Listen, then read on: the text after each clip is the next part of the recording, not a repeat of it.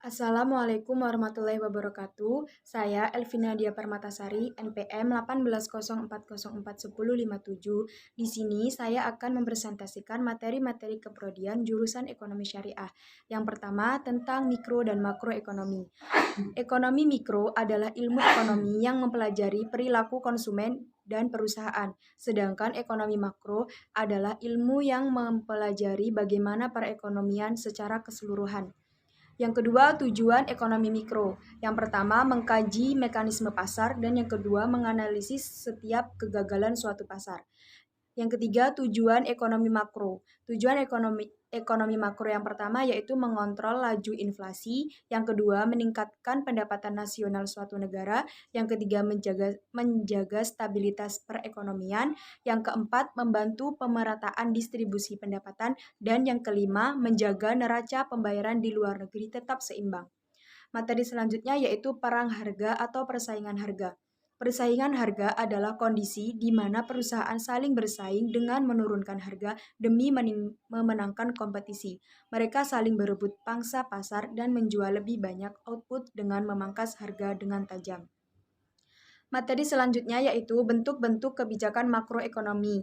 Yang pertama, kebijakan fiskal. Kebijakan fiskal adalah kebijakan yang dikeluarkan pemerintah dan berkaitan dengan pajak. Yang kedua, kebijakan moneter. Kebijakan moneter merupakan kebijakan Bank Indonesia sebagai bank sentral untuk memengaruhi penawaran uang dalam perekonomian dengan cara mengubah suku bunga. Kebijakan yang ketiga yaitu kebijakan segi penawaran. Kebijakan fiskal dan moneter dinilai sebagai kebijakan dari segi permintaan. Namun, di dalam perekonomian negara ada juga kebijakan dari segi penawaran. Kebijakan ini dibuat dengan maksud untuk meningkatkan efisiensi kegiatan usaha dalam memproduksi barang yang bermutu dan harga murah. Yang materi selanjutnya yaitu kebijakan ekonomi konvensional dalam mengatasi inflasi. Yang pertama, kebijakan fiskal, yaitu dengan cara meningkatkan tarif pajak, mengurangi pengeluaran dari pemerintah, dan melakukan pinjaman. Yang kedua, kebijakan moneter.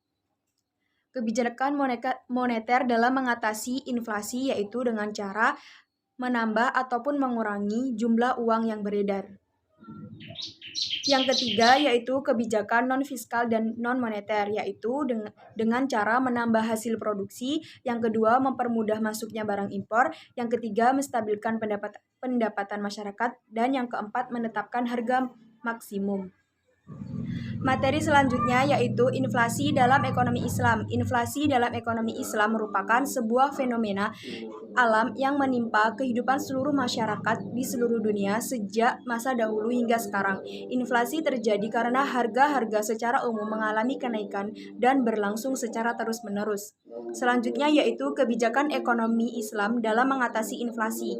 Ekonomi Islam menawarkan solusi untuk mengatasi inflasi, di antaranya reformasi terhadap sistem moneter, menghubungkan antara kuantitas peredar uang dengan kuantitas produksi, mengarahkan belanja, dan melarang sikap berlebihan, mencegah penimbunan barang komoditas, dan meningkatkan produksi.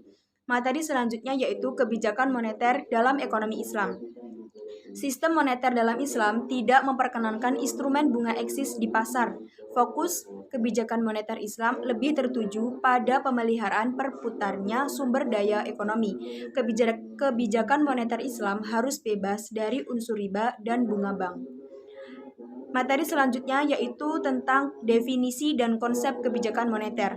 Kebijakan moneter adalah suatu usaha dalam mengendalikan keadaan ekonomi makro agar dapat berjalan sesuai dengan yang diinginkan melalui pengaturan jumlah uang yang beredar dalam perekonomian.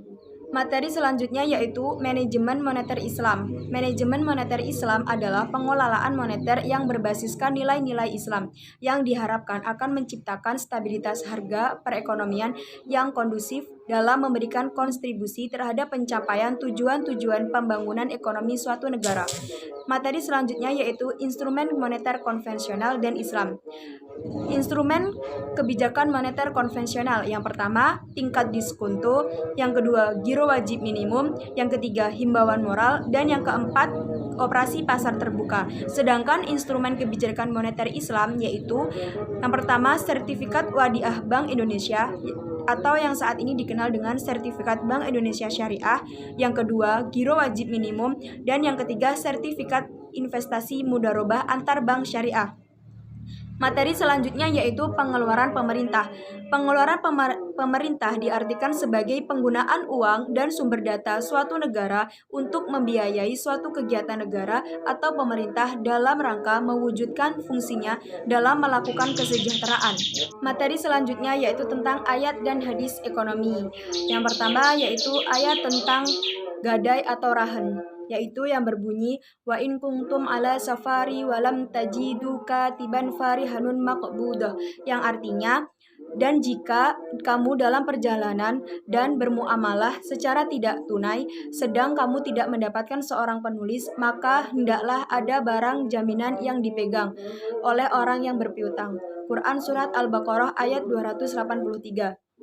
Materi yang selanjutnya yaitu tentang manajemen keuangan syariah. Yang pertama yaitu tentang konsep nilai uang.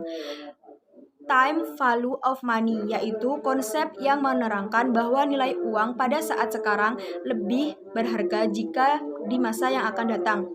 Yang kedua, economic value of time adalah konsep yang menyatakan waktu produktif akan menghasilkan dan menambah nilai ekonomi. Materi yang selanjutnya yaitu hubungan rasio keuangan dengan kinerja keuangan bank.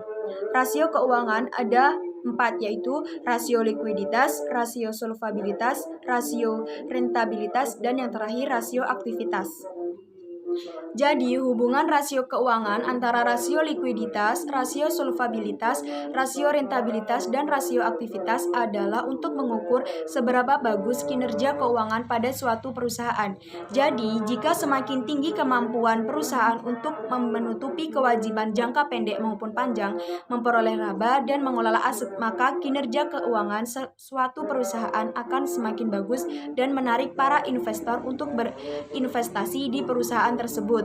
Materi selanjutnya yaitu surat berharga, kebijakan dividen, dan instrumen likuiditas bank syariah. Yang pertama yaitu surat berharga. Surat berharga adalah jenis surat atau dokumen yang mempunyai nilai, dilindungi oleh hukum, serta diakui negara. Itu saja yang bisa saya sampaikan, kurang lebihnya saya mohon maaf. Saya akhiri, wallahul muwaffiq ila aqwamit thoriq. Wassalamualaikum warahmatullahi wabarakatuh.